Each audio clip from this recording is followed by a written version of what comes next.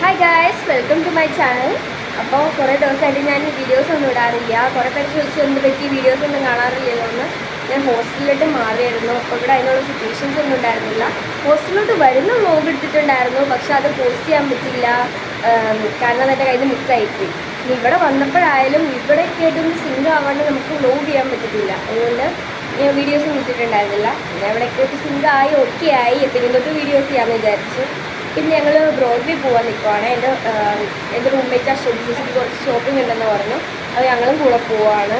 ഇവിടെ നല്ല മഴയുണ്ട് ഗൈസ്. മഴയും വെയിലും രണ്ടും മിക്സ് ചെയ്തൊരു ക്ലൈമറ്റാണ്. ഒരു ഈവനിങ് ടൈമാണ്. അപ്പോൾ നമുക്ക് ബ്രോഡ്വേയിൽ പോകാം. ഇതാണ് നമ്മുടെ അശ്വതി ചേച്ചി.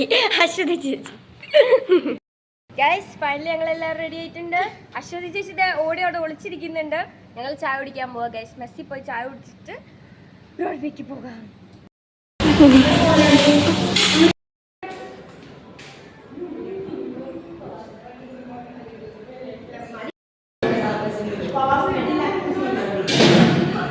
ഇന്ന് ബോണ്ടേ ആണ് ഗൈസ്. അപ്പൊ നമ്മൾ ഹോസ്റ്റലിൽ നിന്ന് പോവാണ്. നല്ല രീതിക്ക് മഴക്കാറൊക്കെ ഉണ്ട്. ഒരു മഴ കഴിഞ്ഞ് ഇനി അടുത്ത മഴ വരാൻ പോണു. അല്ലെങ്കിൽ ഞാൻ എന്ന് വ്ലോഗ് ഷൂട്ട് ചെയ്താലും, അതായത് ഔട്ട്ഡോർ വ്ലോഗ് ഷൂട്ട് ചെയ്താലും അന്ന് മഴ ഉണ്ടാവാറുണ്ട്. അതായത് അന്ന് ലുലു മാളിൽ പോയപ്പോൾ മഴയുണ്ടായിരുന്നു. TC വ്ലോഗ് ഷൂട്ട് ചെയ്തപ്പോൾ മഴ ഉണ്ടായിരുന്നു. അത് എന്നും മഴയാ ഗൈസ്. കാത്തിരുന്ന് ഊബർ വന്ന് കഴിഞ്ഞപ്പോൾ ഒരാൾ ആദ്യം കയറി സീറ്റ് പിടിച്ച് സൈഡ് സീറ്റ് പിടിച്ച് അവിടെ ഇരിക്കുന്നുണ്ട്.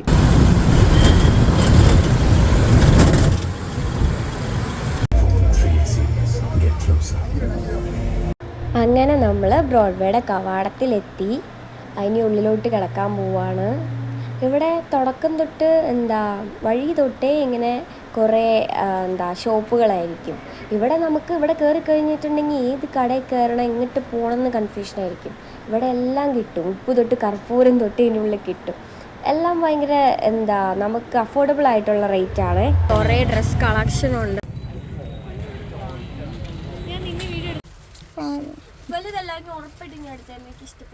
ചില സമയത്ത് ഒന്നും മേടിക്കരുത്, നമ്മൾ സെൽഫ് കൺട്രോൾ ചെയ്യണമെന്ന് കരുതി പോയാലും ഇവിടേക്ക് എത്തിക്കഴിയുമ്പോൾ നമ്മൾ എന്തായാലും എന്തെങ്കിലുമൊക്കെ മേടിച്ച് പോകും.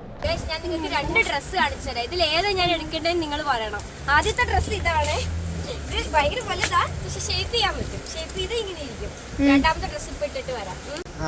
ഓക്കെ ഗൈസ്, രണ്ടാമത്തെ ഡ്രസ്സ് ഇതാണ്. ഇത് മുട്ടിന്റെ അവിടെ ഒക്കെ ഉള്ളൂ.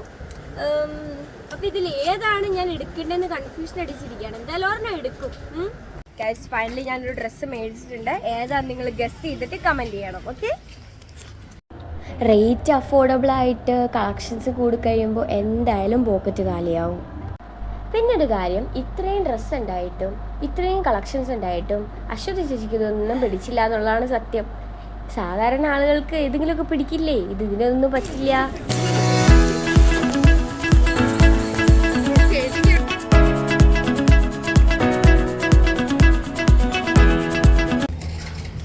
പിന്നെ അങ്ങോട്ട് മൊത്തം മഴയായിരുന്നു ഗൈസ്. ഹലോ ഗൈസ്, അപ്പോൾ നമ്മൾ ഇന്ന് ബ്രോഡ്വേയിലെ വ്ലോഗ് കഴിഞ്ഞ് കുറേ സാധനമൊക്കെ മേടിച്ച് ഇപ്പം നമ്മൾ തിരിച്ച് ഹോസ്റ്റലിലേക്ക് പോകാൻ വണ്ടി വെയിറ്റ് ചെയ്ത് നിൽക്കുവാണേ.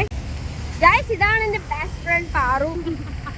ഇൻട്രൊഡ്യൂസ് ചെയ്യാൻ മറന്നുപോയിട്ടുണ്ടായിരുന്നു. അപ്പം ഈ നമുക്ക് ഡേ വിത്ത് മീ ഒക്കെ ചെയ്യാവേ. എ ഡേ ഇൻ ഹോസ്റ്റലൊക്കെ ചെയ്യാം.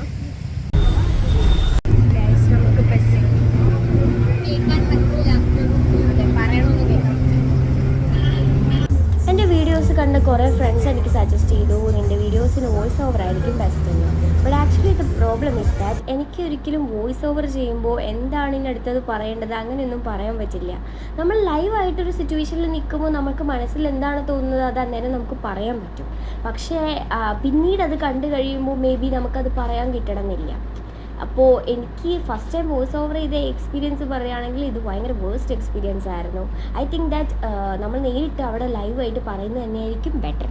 സോ ഞാൻ മാക്സിമം ഇനി തൊട്ട് വോയിസ് ഓവർ അവോയ്ഡ് ചെയ്യാൻ തന്നെയായിരിക്കും നോക്കുന്നത്.